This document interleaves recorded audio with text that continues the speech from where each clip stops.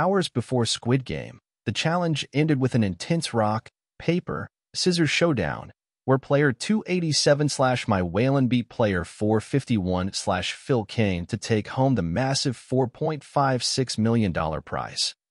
Netflix already cashed in on another season of its Squid Game reality spinoff. But will Season 2 rehash the same challenges with an all-new cast, or will it be completely different? Squid Game.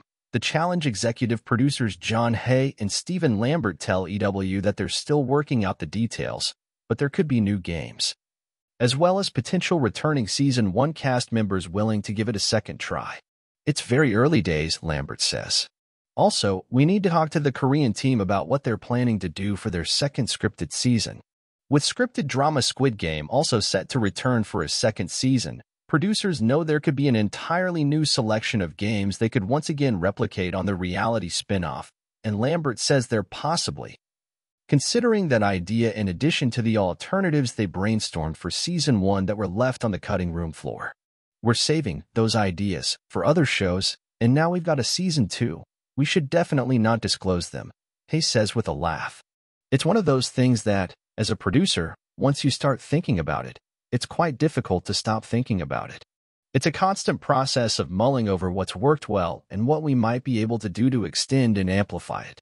When it comes to the arduous task of once again casting 456 people, they're also not ruling out the idea of bringing back familiar faces from Season 1, like beloved mother-son duo Leand and Trey Plotnicki. That's a good question. We haven't got a line on that, Lambert says. And they'll probably all have different points of view, but there's obviously nothing stopping that since they're not dead, like in the scripted show. There's no reason why they can't do it again. If we just stick to this cast and play it 456 times, they'll probably all end up winning.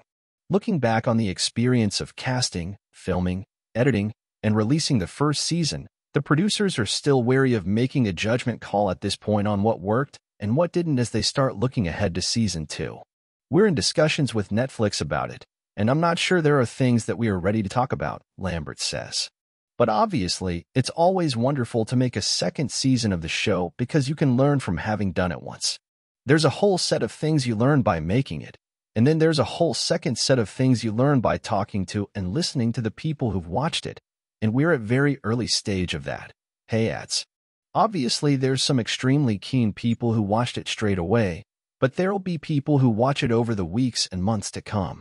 One of the things that will make it better is just allowing ourselves a deliberate pause and the chance to take in some of that viewer response before we go again.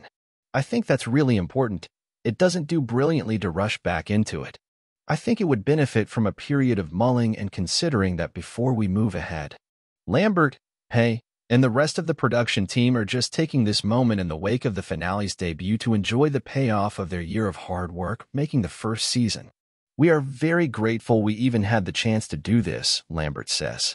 It's a huge act of trust on the part of the creators of the original drama to let us play with their creation in the way that they did. And I'm very glad that people have enjoyed it and seem more excited to have another go at it.